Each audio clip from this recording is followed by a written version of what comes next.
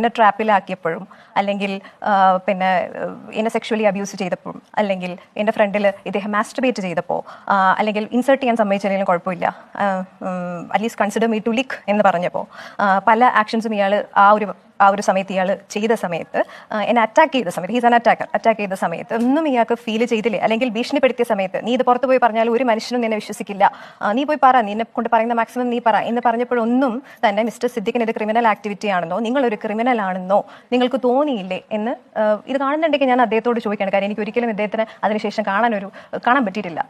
ഞാൻ അയാളുടെ പറഞ്ഞു ഞാനിത് റിപ്പോർട്ട് ചെയ്യും, ഞാനിത് പുറത്ത് പറയും എന്ന് പറയുമ്പോഴും അത്രയും എന്താണ് ആ പവർ എന്നൊക്കെ പറയുന്ന ഒരു അതോറിറ്റേറിയൻ ആക്ടായിരുന്നു. ലൈക്ക് ഹിസ് സോ എന്താ പറയുക, you go and say to anyone in this world, nobody will believe you. ആര് വിശ്വസിക്കാൻ നിന്നെയൊക്കെ? നീക്ക് എന്താ, നീക്ക് ഏതെങ്കിലും കുറേ സോ കോൾഡ് ഫാൻസുകളുണ്ടല്ലോ, സിദ്ദിഖ് ഇക്ക ഫാൻസ്. നമ്മുടെ സിദ്ദിഖ് ഇക്ക അങ്ങനെ ചെയ്യില്ല.